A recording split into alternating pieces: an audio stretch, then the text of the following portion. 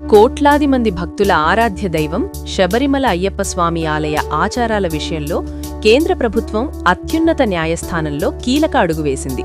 2018లో 5 న్యాయమూర్తుల ధర్మాసనం అన్ని వయసుల మహిళలకు ప్రవేశం కల్పిస్తూ ఇచ్చిన తీర్పును తప్పుగా నిర్ణయించబడినదిగా ప్రకటించాలని సుప్రీంకోర్టును కోరింది.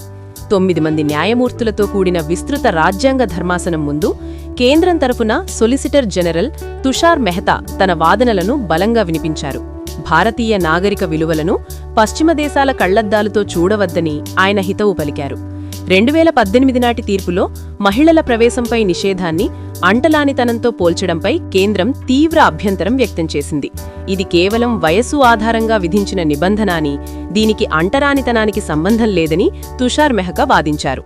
అయ్యప్ప స్వామి నైష్టిక బ్రహ్మచారి అన్న ప్రత్యేక స్వభావం కారణంగానే ఈ ఆంక్షలు వచ్చాయని, దేశంలోని ఇతర అయ్యప్ప ఆలయాల్లో మహిళలకు ప్రవేశం ఉన్న విషయాన్ని ఆయన గుర్తుచేశారు.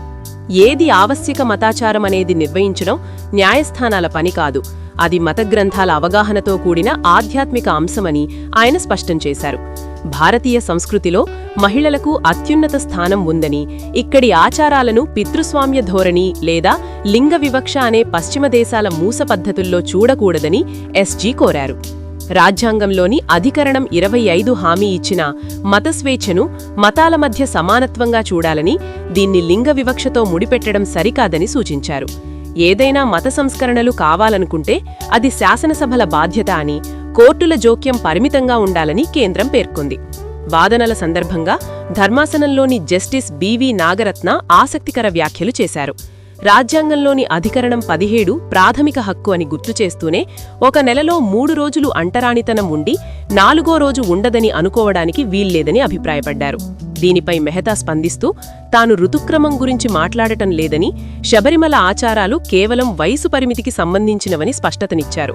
ప్రస్తుతం ఈ విస్తృత ధర్మాసనం కేవలం శబరిమల కేసునే కాకుండా మతపరమైన ఆచారాల్లో కోర్టుల జోక్యం ఎంతవరకు ఉండాలి, రాజ్యాంగ నైతికత అంటే ఏమిటి, మతానికి సంబంధం లేని వ్యక్తులు పిటిషన్లు వెయ్యవచ్చా వంటి 7 కీలక రాజ్యాంగ ప్రశ్నలను పరిశీలిస్తోంది.